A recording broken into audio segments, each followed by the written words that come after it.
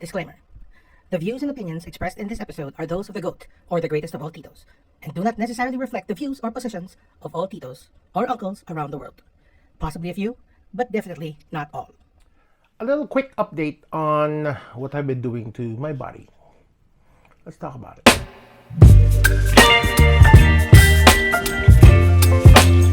Hey, kamusta? It's your Tito E-Boy, also known as the GOAT, or the greatest of all Titos, and welcome back to the channel.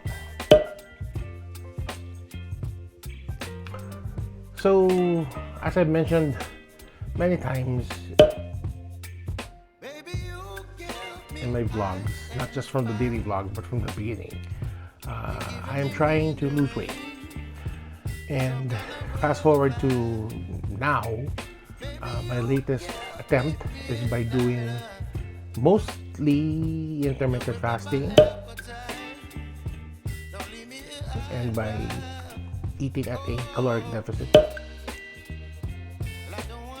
which happens for the most part, I have to admit.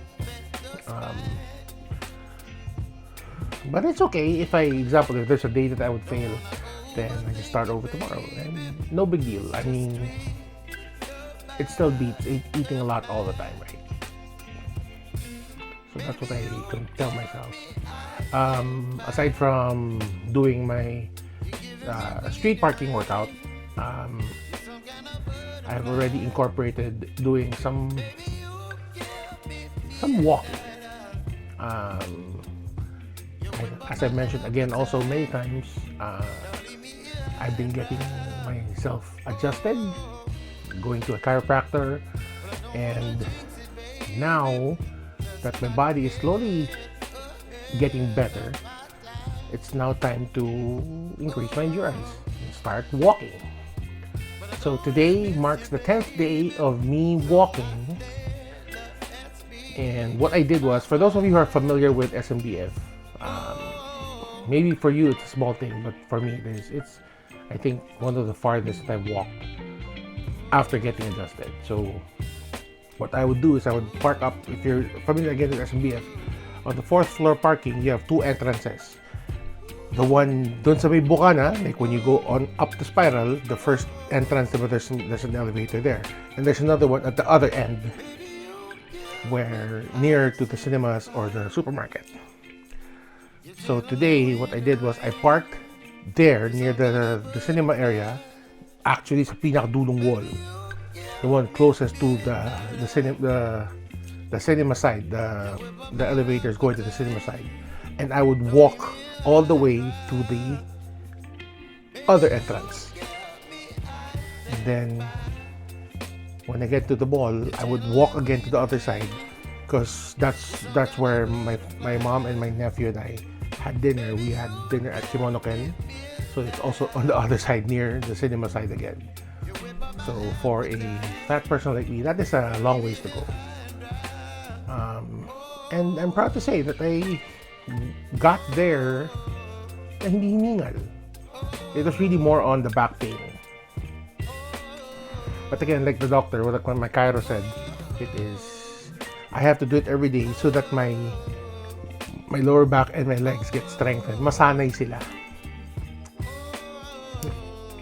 And shout out to this brand, Tai Chi. Napakagaling na linament. Parang nga siya, parang smart linament. So you put it on the supposedly affected area, and kung may pain,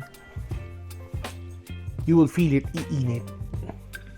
Kung wala, you just smell the linament. Siyempre medyo may pagka-minty siya. So like what I did was I went to church. Before I went to church, I actually put some on in the back. Wala ako naramdamang init the whole time I was in church. Uminit lang siya after I did that walk sa SMBF, and then when I sat down at Kimono-ken waiting for my mom and my nephew, dun ko naramdaman uminit siya ganun. Interesting stuff, this Tai Chi. Baka naman, Tai Chi, if you're watching. Nevertheless, I would still buy this. This is the 90 ml bottle. Nakita ko sa Lazada, meron silang 120. Parang gusto ko kunin pag naubos ko na. So tomorrow is the start of the week.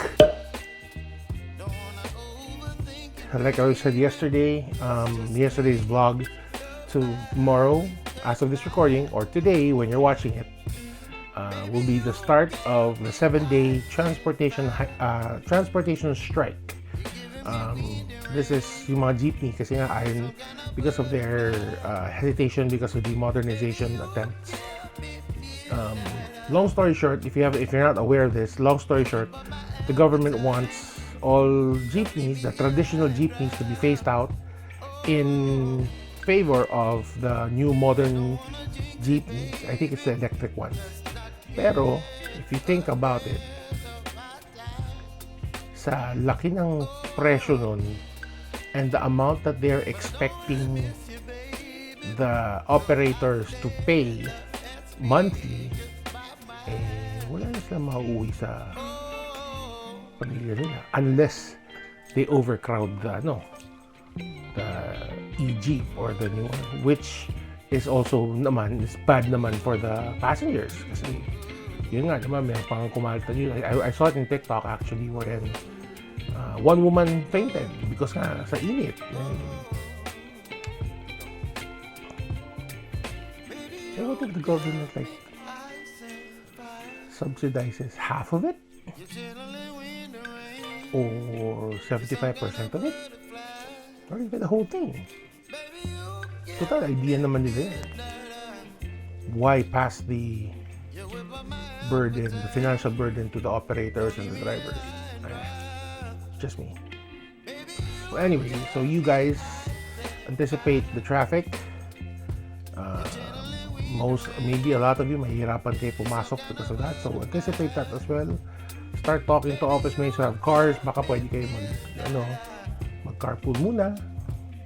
Meet somewhere and pay for the gas or the parking or whatever.